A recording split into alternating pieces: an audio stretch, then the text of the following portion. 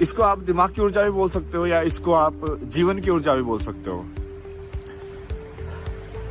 तो जब मैं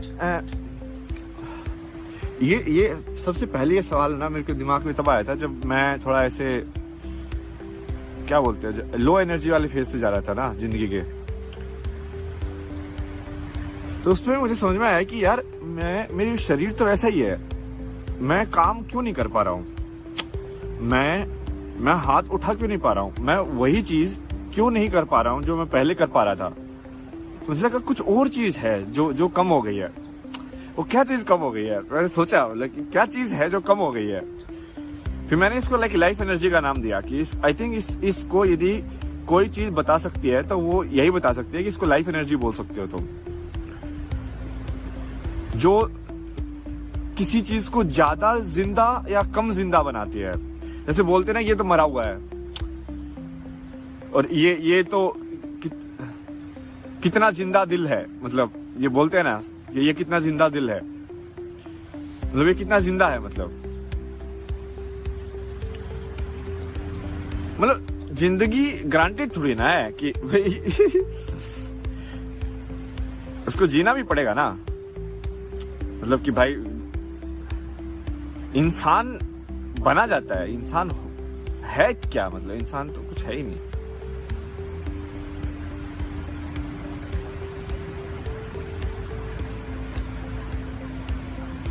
मतलब यदि आप बेसिकली सबका अपना नेचर है ना, प्रकृति के अंदर सब चीजों की अपनी अपनी जगह है। जैसे भाई गिलहरी है उसकी अपनी जगह है, भाई पेड़ की अपनी जगह है, ये पानी की अपनी जगह है।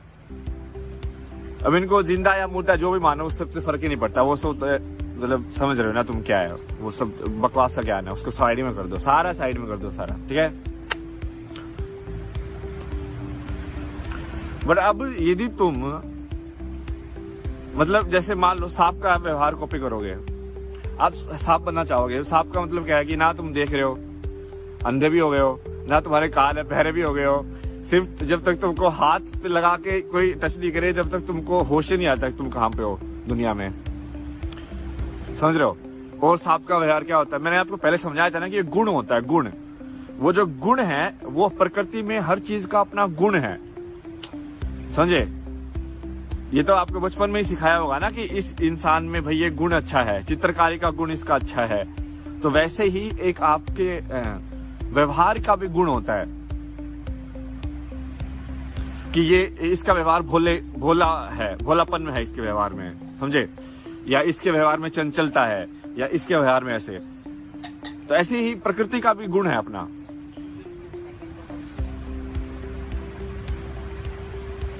अब तुम वो गुण कॉपी करोगे, वाले दूसरे का गुण कॉपी करोगे। जैसे लाइक पानी का है मतलब है चलना ना या बहना।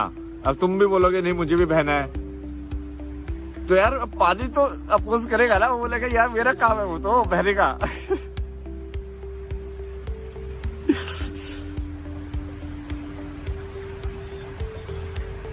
बट भाई जैसे तुम्हारा पेट जैसे बनाया है भगवान ने, जिस चीज को पचाने के लिए बनाया वही तो खाओगे ना, समझ रहे हो। अब दूसरे का पेट उसकी चीज को पचाने के लिए बनाया। शेर मांस खाता है भाई, उसके पेट में दिया हुआ है कि उसका मांस अच्छे से पच जाता है, वो इतने महीने तक बैठा रह सकता है एक बार खा के, जैसे भी है। ऊंट का जो पेट है वो उसके हिसाब से बनाया हुआ है। अब वो बोले ऊंट के कि भाई नहीं अब मेरे को तो पिज्जा खाना है, तो कैसे पचेगा, पचेगा ही नहीं ना, बात तो होगी नहीं ना।